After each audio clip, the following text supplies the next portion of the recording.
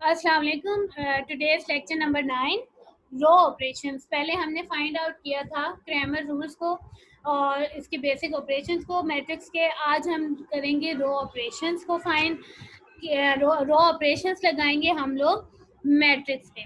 रो operations के basic rules क्या हैं? There are 3 kinds of elementary matrix operations.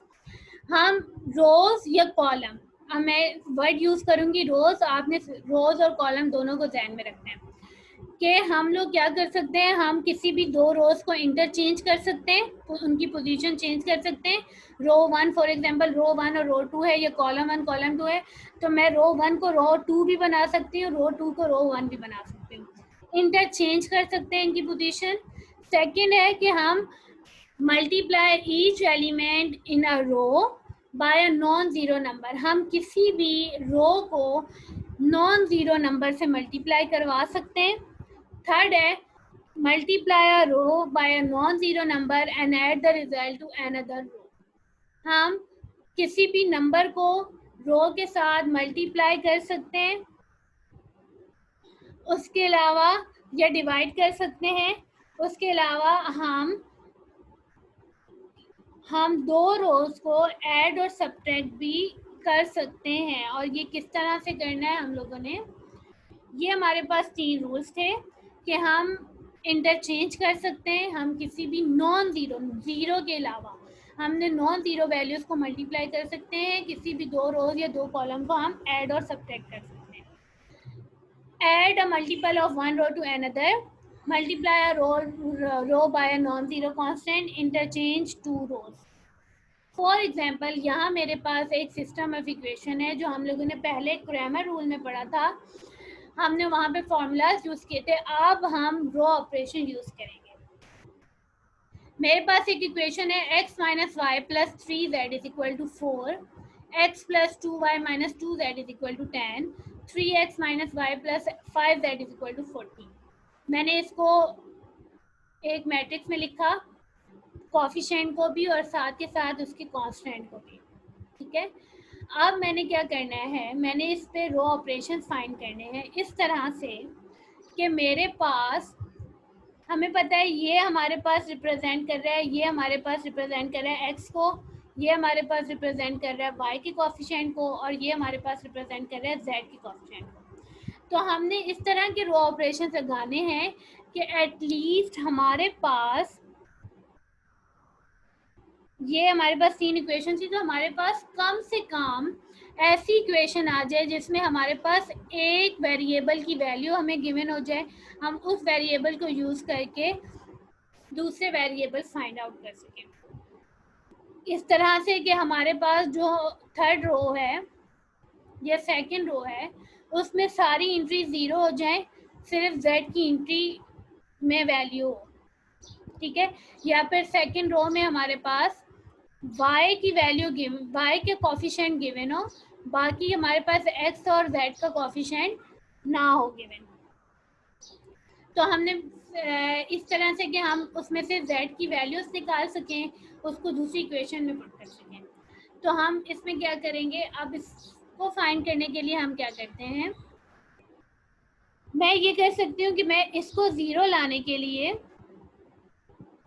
और इसको 1 करने के लिए, या फिर इसको कम करने के लिए, मैं इसको 0 लाने के लिए ये कर सकती हूँ कि मैं सिंपली रो 2 को, ये मेरे पास रो 2 है, मैं रो 2 को माइनस कर दूँ रो 1 से, मैं रो 2 को माइनस कर दूँ रो 1 से। अब मैं रो 2 को माइनस कर रही हूँ तो मेरे पास सिर्फ चेंजिंग रो 2 में ही आएगी, रो 1 में नहीं आएगी, रो 1 सेम है।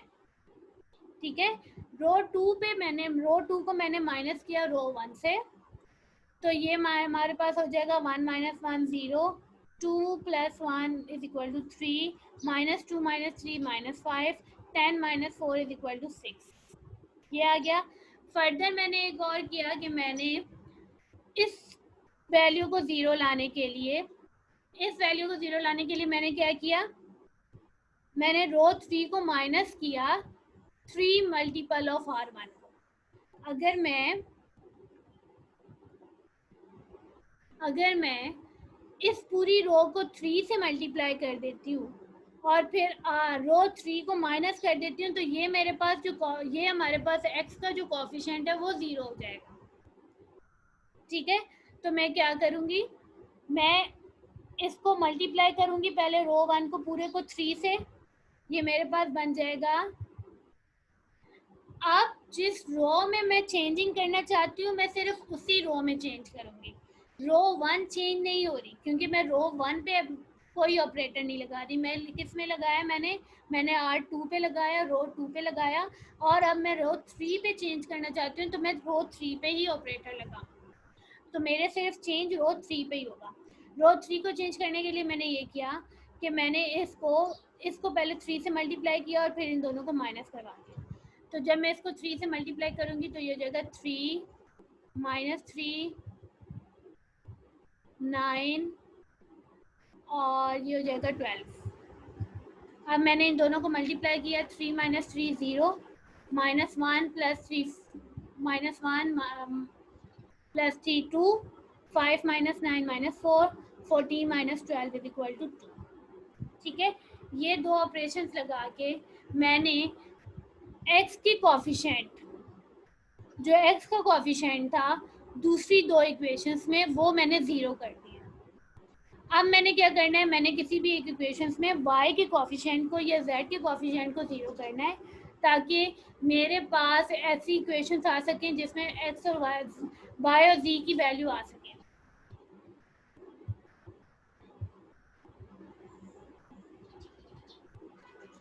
ओके, फर्दर मेरे पास यहाँ पे क्या था,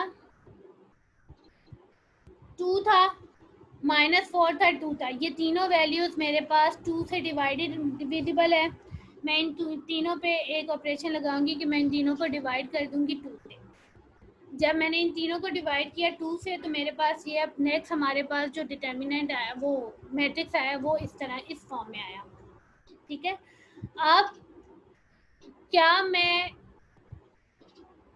इन दोनों को, इस कोफिशिएंट को या इस कोफिशिएंट को 0 कर सकती हूँ? y के कोफिशिएंट को मैंने 0 करना है, तो मैं क्या 3 या 1 को 0 कर सकती हूँ? एक मेथड ये है कि मैं रो 3 को रो 1 से माइनस प्लस कर दूँ या माइनस कर दूँ, लेकिन अगर मैं रो 3 को रो 1 को माइनस कर रही हूँ तो ये मेरे पास दोबारा से 0 जो है वो चेंज हो जाएगा -1 में। तो मैं किसको यूज़ करूँगी, मैं ऐसे रो को यूज़ करूँगी जिसका फर्स्ट कोफिशिएंट 0 है, सेकंड कोफिशिएंट भी मैं ऑपरेटर लगाऊंगी। तो मैंने क्या ऑपरेटर लगाया, मैंने ये किया कि मैंने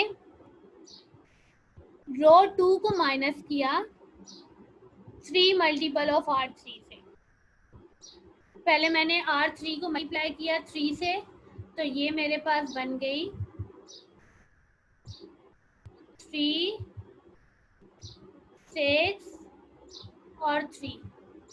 अब मैंने इन दोनों, इस रो 2 को मैंने जो है वो R3 से, R2 को मैंने R3 से माइनस कर दिया। जब मैंने माइनस किया तो ये मेरे पास बन जाएगा 3 minus 3 0, 5 minus 6 equal to, sorry 6 minus 5 equal to 1 and 6 minus 3 equal to 3। ठीक है, ये -1। ओके, तो फर्दर नेक्स्ट में अब इस इक्वेशन, अब इस रो में, आप इस रो में देखें मेरे पास तीनों के कोफिशिएंट है, x y z तीनों के कोफिशिएंट है। इसमें मेरे पास सिर्फ z का कोफिशिएंट है। ठीक है, और इस इक्वेशन में मेरे पास x z और y दोनों की कोफिशिएंट है। तो मैं इनको क्या करूँगी, मैं इनको दोबारा इक्वेशन, या तो मैं इंटरचेंज कर दूँ, ये करने का, ये स्टेप करें या ना करें इट्स अप टू यू, इस पर कोई डिफरेंस नहीं आएगा। तो मैंने क्या किया, मैंने ये तीनों इक्वेशंस को अब इस मैट्रिक्स को अब इक्वेशन फॉर्म में पुट करना है। मेरे पास x का कोफिशिएंट क्या है 1, प्लस y का कोफिशिएंट 1, प्लस z का कोफिशिएंट 3, तो 3z is equal to 4। Second equation मेरे पास है x का कोफिशिएंट कुछ भी नहीं है तो x जो है वो 0 हो जाएगा, y का कोफिशिएंट है 1y माइनस z का कोफिशिएंट है 2z इज इक्वल टू 1। और माइनस जेड जो है वो बराबर है 3 के, सॉरी 1 जो है वो बराबर है 3 के।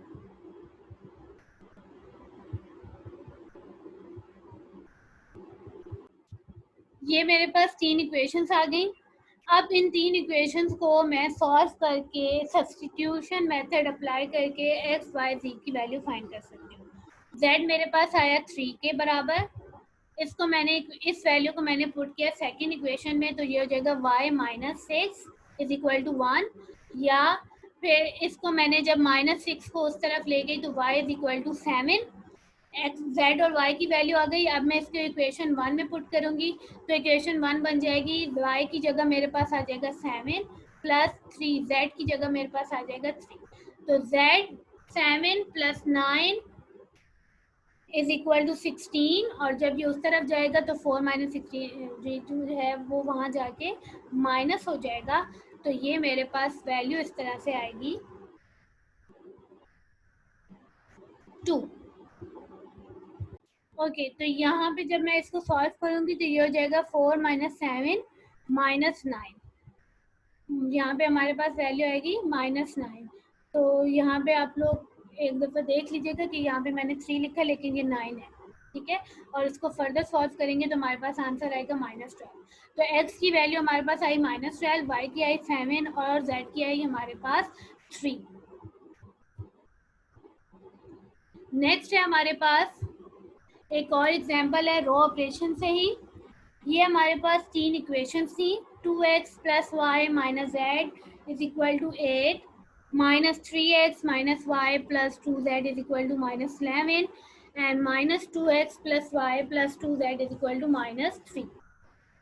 अब मैंने इस पे रो ऑपरेशन लगाना है, तो रो ऑपरेशन जब मैं इसको लगाऊंगी तो मैंने क्या करना है, मेरी कोशिश ये होगी कि मैं थर्ड जो रो है मेरे पास उसमें सिर्फ एक z का कोफिशिएंट हो, सेकंड इक्वेशन उसमें सिर्फ y और z के कोफिशिएंट हो, और फर्स्ट इक्वेशन का में तीनों हो या जो भी, ठीक है। तो इसमें मैंने क्या किया, पहले मैंने इसको पहले इस मैट्रिक्स फॉर्म में लिखा। इस मैट्रिक्स को हम कहते हैं ऑगमेंटेड मैट्रिक्स। जब हम सिस्टम ऑफ इक्वेशन को मैट्रिक्स फॉर्म में लिखते हैं तो उस मैट्रिक्स को कहा जाता है ऑगमेंटेड मैट्रिक्स। अब मैंने इस पे क्या अप्लाई किया, मैंने सिंपल ये किया कि मैंने ये मेरे पास था 2 1 -1 -3 -1 2 और -2 1 2।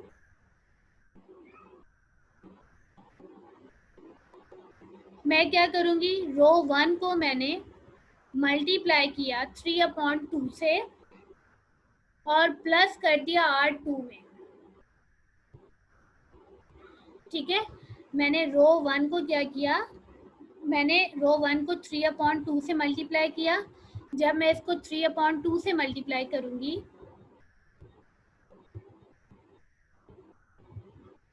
3/2 से करूँगी तो ये हो जाएगा मेरे पास 3, और जब इसको मैं 3/2 से करूँगी तो ये मेरे पास 3/2 बचेगा, माइनस 3/2 से करूँगी तो -3/2, और फिर मैंने उसको क्या कर दिया, मैंने उसको प्लस कर दिया R2 में। मतलब मैंने चेंज किस में करना है, मैंने R2 में चेंज करना है। R2 में चेंज करने के लिए फिर फर्दर इसको फर्दर सॉल्व किया तो मेरे पास ये हो जाएगा 0 1/2 1/2, ठीक है। नेक्स्ट मैंने ये ऑपरेटर लगाया कि ये मेरे पास -2 में था, ये मेरे पास +2 में था। मैं इन दोनों को ऐड कर सकती हूँ। R3 को 0 करने के लिए, R3 को फर्स्ट कोफिशिएंट को 0 करने के लिए मैंने R3 और R1 को ऐड कर दिया। मैं सिर्फ चेंज R3 में कर रही हूँ तो R1 में कोई फ़र्क नहीं आएगा, लेकिन R3 में आएगा। R3 को मैंने जब प्लस किया तो ये आ जाएगा 0 2 1 एंड 5। नेक्स्ट अब मैंने इस कोफिशिएंट को, इसको मैंने क्या करना है, 0 करना है, 0 करना है। तो मैं सिंपली ये कर सकती हूँ कि मैं फर्स्ट रो को 2 से मल्टीप्लाई करूँ और फिर मैं इस रो को माइनस कर दूँ इसके साथ। तो मैं क्या करूँगी, फर्स्ट रो को मल्टीप्लाई करूँगी 2 से, तो ये हो जाएगा 4 2 -2 एंड 16। और इसको जब मैं R3 से माइनस करूंगी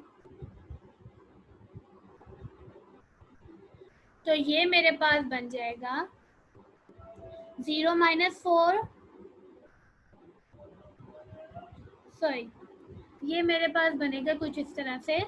ओके, जब मैं इसको यहाँ पे माइनस करूंगी तो ये मेरे पास बन जाएगा 0 - 4। तो ये दोबारा, ये जो मेरे पास टर्म है ये दोबारा -4 में आ जाएगी जो मैंने 0 की थी। तो मैं रो 1 को यूज नहीं कर सकती इसमें। मैं किसको यूज करूंगी? रो 2 को। रो 2 में ये भी 0 है, ये भी 0 है, तो इन दोनों में कोई फर्क नहीं पड़ेगा अगर मैं किसी भी नंबर को मल्टीप्लाई या डिवाइड कर रही हूँ।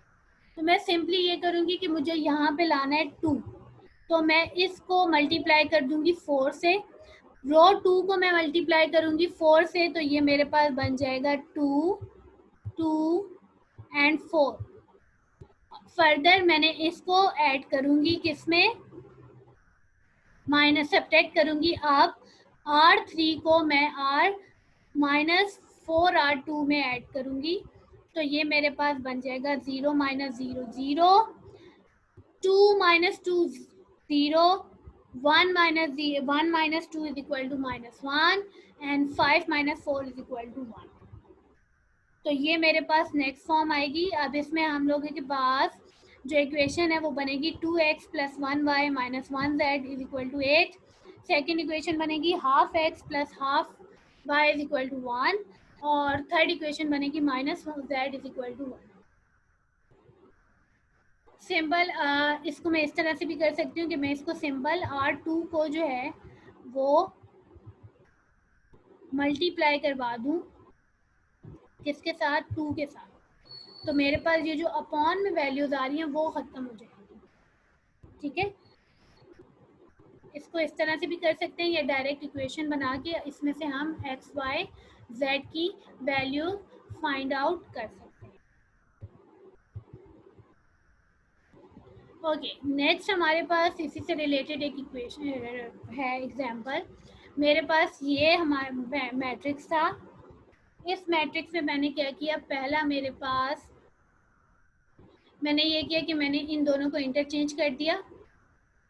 ठीक है, अब इंटरचेंज करने के बाद यहाँ मेरे पास 3 था, यहाँ मेरे पास 2 है और यहाँ मेरे पास 1 है। तो मैं ये इस तरह से कर सकती हूँ कि रो 1 को 3 से मल्टीप्लाई करूँ और फिर रो 2 को माइनस कर दूँ। यही कर सकते हैं जैसे हमने पीछे किया था इसको 0 करने के लिए।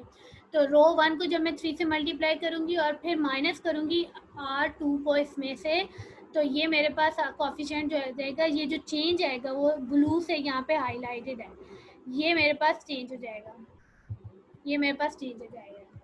फिर मेरे पास थर्ड रो में जो है वो मेरे पास है 2 और फर्स्ट रो में है 1। तो मैं इस 1 को यूज़ करके इस 2 को 0 कर सकती हूँ। किस तरह से? कि मैं R1 को 2 से मल्टीप्लाई करूँ और फिर R3 में मैं माइनस कर दूँ। तो मैंने क्या किया? सिंपल मैंने R3 को माइनस कर दिया मल्टीपल ऑफ 2R1 से, मल्टीपल ऑफ 2R1 से। तो जब मैं इसको माइनस करूँगी तो ये हो जाएगा 0। ये मेरे पास नेक्स्ट चेंज आएगा। अब मैंने क्या करना है? मैं चाहती हूँ कि मेरे पास ये कोफिशिएंट भी 0 हो जाए। इसको 0 लाने के लिए मेरे पास कोई ये मेरे पास सेकंड इक्वेशन की ये नंबर जो है मेरे पास 1 होना चाहिए। तो मैं क्या करूँगी? R2 को डिवाइड कर दूँगी -4 से, तो मेरे पास जो नेक्स्ट मैट्रिक्स बनेगा वो इस तरह से बनेगा। और इसको मैंने 1 करना है, तो 1 करने के लिए मैं क्या करूँगी? इसको मैंने, या सिंपल मैं इस तरह से भी कर सकती हूँ कि मैं अब यहाँ पे